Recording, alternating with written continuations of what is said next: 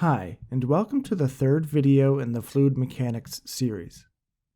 Last time, we reviewed and constructed the conservation of mass of a fluid, which simply speaking means that if the mass in is different than the mass out, we see a change in mass. We also took a small detour and reviewed a mathematical concept called the material derivative, which is a special form of the time derivative we'll need when we fix our window in the Eulerian perspective. Today, we're going to continue our exploration of the conservation laws and build the conservation of momentum. Our goal by the end will be to completely understand the reason for all the terms in the equations and where they physically come from. Often, you'll see the conservation of momentum shorthanded with mathematical notation like this. Although I avoid these shorthanded notations, it is important to be able to recognize them, as it is probably the most common way to see the conservation equations written out. Here, the left-hand side represents that mass times acceleration of a fluid, and the right-hand side are the force sources like pressure, viscosity, and body forces. Remember, these are famously referred to as the Navier-Stokes equations. Let's try to build this equation from scratch using just a physical perspective. To do this, we need to accept and believe only one law of physics. That is Newton's second law. Newton found that an object's change in momentum must be due to force. Without force, its momentum stays constant. Let's just accept that F equals ma. But it's not immediately clear how the equation matches the law statement itself. We have a force, the left-hand side, but is mass times acceleration the same as change in momentum? Momentum is mass times velocity, so the change in momentum is dp dt. Plug mass times velocity in for the momentum, and we get a derivative. Typically, mass is pulled out of the derivative because an object's mass tends to stay constant in basic physics. So we get m times du dt, which is just m times a. Everything checks out. However, this has a baked assumption in it that mass is constant. This is an assumption that we often break in fluid mechanics. A lot of the time the fluid is compressed and there is more mass in our window at one time than another. We prefer the version of Newton's second law where the mass stays inside the derivative because it could be changing in time. We see a time derivative, so alarms should start going off, because we do have an Eulerian perspective. Remember, in the Lagrangian perspective, this is okay. However, the Eulerian perspective requires the material derivative because we fix our observation window in space and we let stuff fly by. This means we need the convective acceleration, which comes in through the material derivative. So we just capitalize our d's and we move forward. You'll often find that fluids analysis has quirks to it, and one of those quirks is that we tend to think about things in terms of per unit volume. We have an arbitrarily defined viewing window, so we want our analysis to be independent of how big that window is. Therefore, our version of F equals ma is divided through by volume. This means that mass divided by volume becomes density on the left-hand side, and the right-hand side is force divided by volume. So we have the material derivative of rho u set equal to F over v. The left-hand side represents our fluid acceleration, or our ma, and the right-hand side are all the forces that can move the fluid around, our F. Quite often, flow is assumed to be incompressible, as we saw with the conservation of mass. If that's the case, the density can pop out of the material derivative and hang out in front. We'll make this assumption moving forward. Although this may seem simple, there's a lot of complexity in the right-hand side. Where can external forces come from? Let's consider a cube that can feel a force. How many different ways can we move or push this cube? Well, we can touch it via the surface force. Surface forces are broken up into normal forces, as if we push directly on a cube face, or tangential forces, if we somehow forced along one of the sides. There are also body forces, which magically move the object without touching it. Gravity is the most common body force, though things like magnetism also count. In a fluid, these same types of forces exist. However, we tend to associate the normal force as something called pressure, and the tangential forces are the fluid friction or viscosity, and the body forces are gravity, Coriolis, magnets, etc. Let's take a deep dive into these force sources. First, we'll look at the surface forces. The normal forces act normal to the cube surfaces and are typically denoted with sigma and 2 letters and a subscript. In these subscripts, the first letter is the direction of the force and the second letter is the direction of the surface normal that the force acts on. The tangential forces act tangentially on surfaces and in fluids are denoted with the letter tau. But these are really just nomenclature definitions. What exactly are these forces and where do they come from physically? So we're going to build these forces from a physical perspective, specifically the pressure forces and the viscous forces in a fluid. Let's start with pressure. Picture a crowd packed with people, just a tight, uncomfortable mess of humans. Off to the side is an area less populated of people just hanging out. Now imagine being in this crowd and seeing that relaxed area. If you're anything like me, you would have this uncontrollable urge to escape the crowd and go to the quiet spot. A fluid has a similar urge, but in the case of a fluid, the people are molecules. Molecules like to spread out, and if they're too packed in one area and more open in another, all their bouncing around forces them to move. As we tend to do, imagine a cube of fluid with length delta x and height delta y. This cube feels pressure on one side, likely the side with the crowd of molecules, and pressure on the other side, which is more relaxed. The crowded side exerts more pressure than the relaxed side. This is a pressure difference, and pressure differences cause force and subsequent acceleration.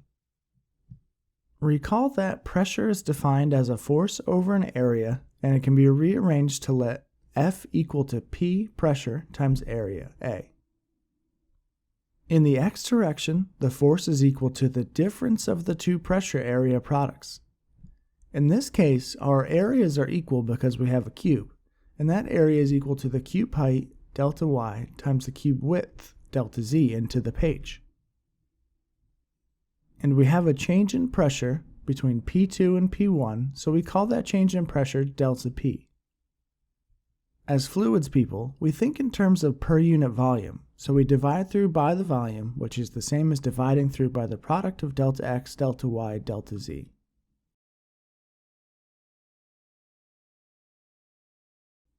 This leaves us with that force per unit volume is equal to delta P over delta x. Calculus wants us to set the delta equal to 0 as things become infinitesimally small, so we turn our deltas into partial derivatives. The pressure force in the x direction divided by the volume is the derivative of the pressure in the x direction, dp dx. There are two other forces like this, one for the y and one for the z direction. Now we can start to build our conservation of momentum equation, where on the left-hand side we had fluid acceleration, and on the right-hand side we have our first force, the pressure force. Here, the pressure derivative is negative because a negative pressure gradient, meaning it starts high and gets smaller, drives flow to positively accelerate. Okay, now we have a handle on the pressure forces. Let's move on to viscous forces. Imagine two trains moving alongside one another at different velocities u1 and u2. The trains have cars full of people just riding to work, and one of those people is you. However, you realize you got on the wrong train and you can't be late to work, so in a feat of stupidity you jump from one train to the other. Somehow you make it there alive and well. However, you had an impact on the trains without realizing. Before you jumped, your velocity was u1, and after you landed, your velocity is u2. Since your velocity changed, a force must have occurred to accelerate you.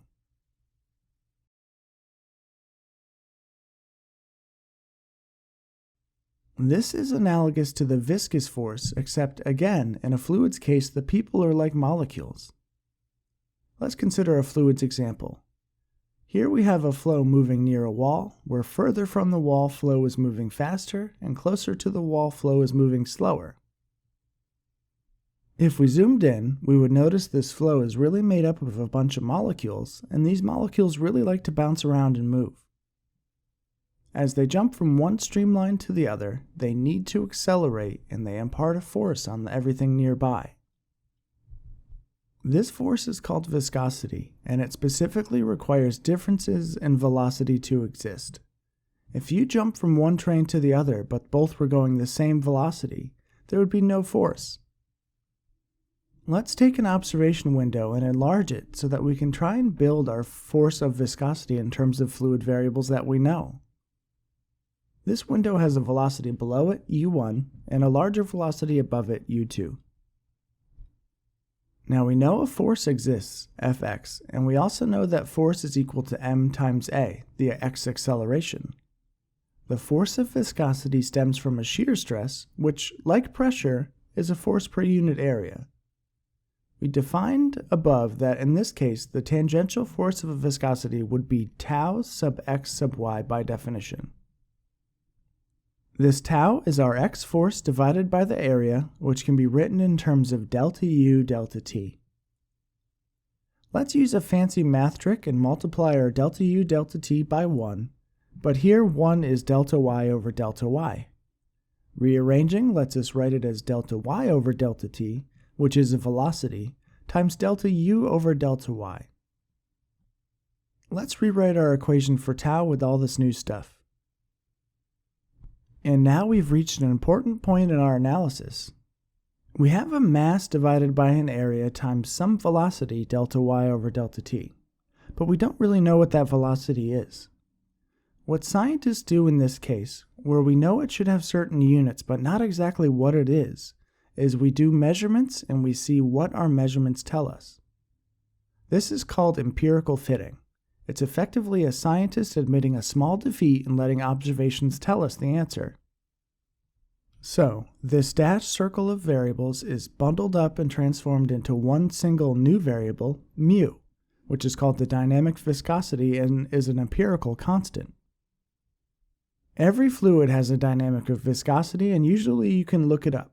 Some have viscosities that change based on stuff like temperature, pressure, altitude, or even local shear.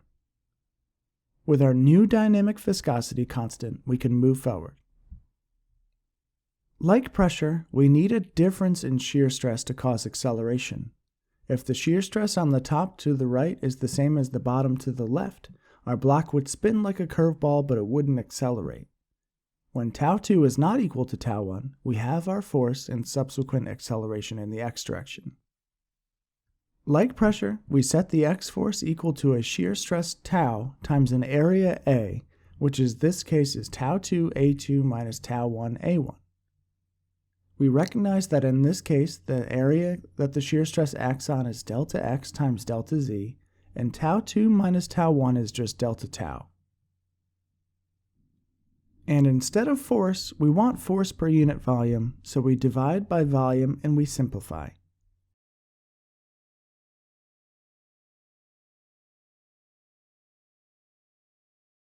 In our exploration of viscosity, we found that tau is equal to mu delta U over delta Y, so let's plug that in.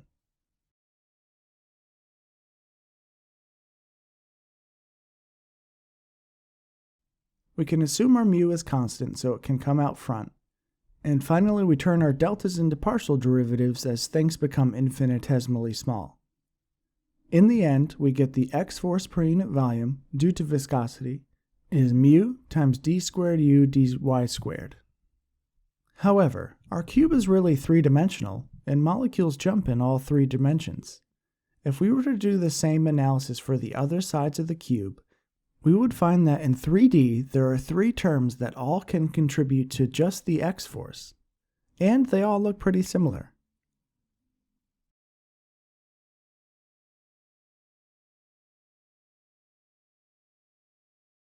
This is the total force of viscosity in the x direction, which we can plug into the conservation of momentum equation that we're building. And remember, there is a separate equation for each direction, x, y, and z. So right now we're just showing that we're building the x direction of force. And this completes our exploration of surface forces. We now know what the pressure and viscosity forces look like and where they come from. Next up, we have all the body forces. These are a little bit trickier to interpret and they're harder to do a simple analysis on.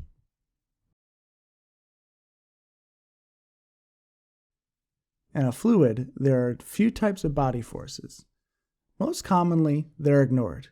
You have to be in a very particular situation to have gravity impact your flow. But when they are present, the most common body force is gravity, such as at the wavy surface of a body of water, and also buoyancy, like when air bubbles are in the water itself. Other forces that can exist are magnetism, electrical, and Coriolis forces, to name just a few. Since the body force can be any number of forces, depending on your situation, the conservation of momentum equations are typically written with a single body force, which represents all of them. So when you write the equations, you tend to keep around one body force so that you remember that they might exist, though it's more than likely assumed to be zero. If we continue to consider just the x direction, the gravity body force would be the mass times gravity, which is the same as rho times volume times gravity.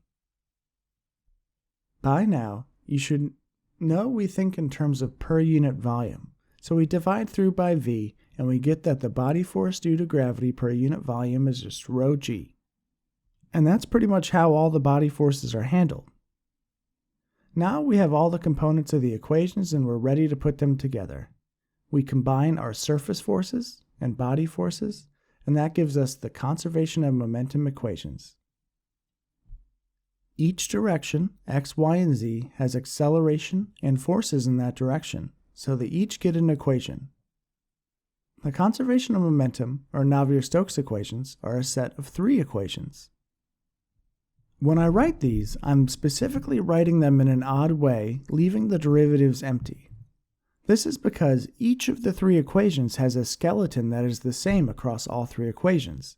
So I write that skeleton first, I copy it 3 times, and then add the variables that are different. While you may not be able to do this on a typical notepad, it is important to recognize what parts of the equations are the same and what parts are different. In the x direction, the velocity is u and the spatial coordinate is x. In the y direction, we have v and y. And in the z direction, we have w and z. Here, we've denoted a generic body acceleration, labeled A, to represent the body forces, and the subscript is the direction of that acceleration. These are the conservation of momentum equations in their entirety for an incompressible fluid. They may look intimidating, but you know where everything comes from because you just built the entire equation set with me.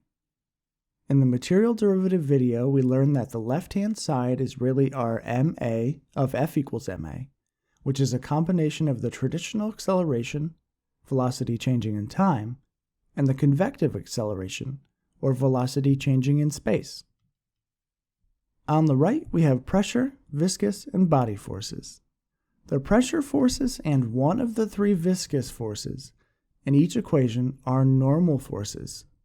Remember, normal forces act normal to our cube, much like a car hitting a flat wall. The other viscosity terms are all tangential forces. This is as if your car was braking and slowed down due to the wheel's frictions on the ground. And last, we have the body forces, as if your car was being magically pushed or pulled by a magnet or gravity. I prefer to always represent these equations in the longhand form because then I can remember what each term physically means. But it's often written in shorthand, and in other texts and videos use mathematical notation like this. Remember, while it may have seemed intimidating, we now know that it all really just boils down to a fancy fluids version of F equals ma. And that's it. Let's review. We started by recognizing and accepting that Newton's second law applies to fluids, which means F equals ma. Because we have an Eulerian point of view, we require a material derivative for our fluid acceleration, which becomes the left-hand side of our equation. We explored all the different ways we can push on a fluid, broken into surface and body forces. The surface forces in a fluid are pressure and viscosity, which were both built from scratch using physical intuition and non-fluids analogies. Body forces are a bit more complicated and generic, so they don't get a deep dive and are left pretty boring.